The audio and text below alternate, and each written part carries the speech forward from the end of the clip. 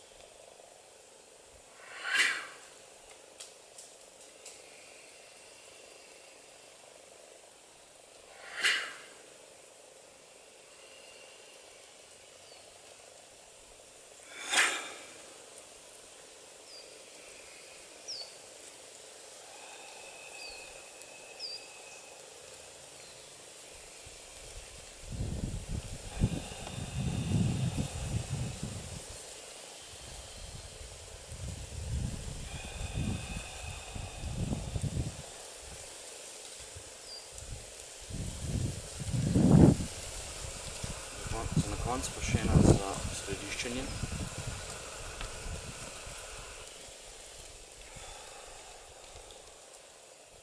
Zazreš se v točko v neskončnost.